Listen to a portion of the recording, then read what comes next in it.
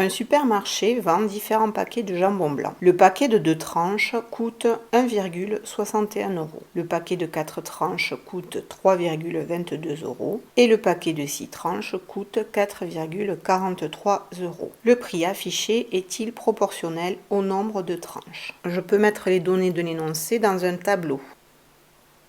Dans la première ligne, je vais mettre le nombre de tranches et dans la deuxième ligne, le prix en euros. L'énoncé nous dit que 2 tranches coûtent 1,61 €, 4 tranches 3,22 € et 6 tranches 4,43 €. Pour savoir si ce tableau est un tableau de proportionnalité, il faut que je calcule le quotient d'une grandeur sur l'autre. Donc soit on divise le nombre de tranches par le prix, soit on divise le prix par le nombre de tranches. Donc je commence par diviser 1,61 par 2, c'est égal à 0,805.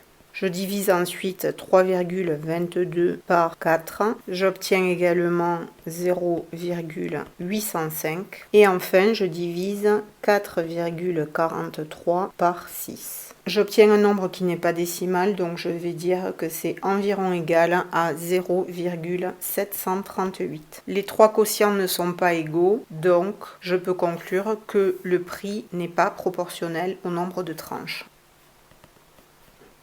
Pour vérifier si une situation est une situation de proportionnalité, il faut bien vérifier tous les quotients. Là, par exemple, si je n'avais vérifié que pour 2 tranches et 4 tranches, j'aurais pu conclure à tort que ce tableau était proportionnel. Effectivement, les 2 premières colonnes sont proportionnelles, mais comme la dernière colonne ne l'est pas, on ne peut pas dire que ce tableau est un tableau de proportionnalité. Donc cette situation n'est pas une situation de proportionnalité. Petit 2.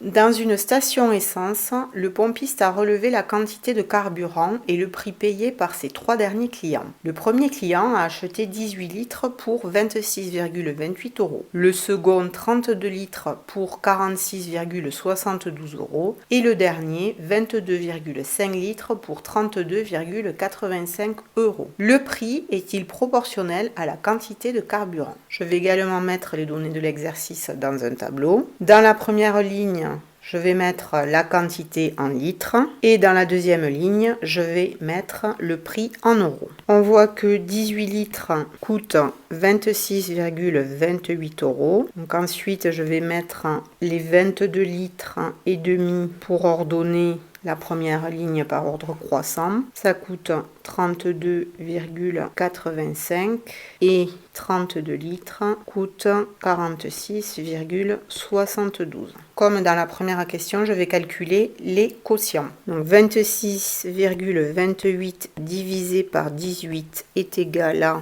1,46. 32,85 divisé par 22,5 est égal à 1,46 et 46,72 divisé par 32 est égal à 1,46. Les trois quotients sont égaux. Je peux donc conclure que le prix est proportionnel à la quantité de carburant.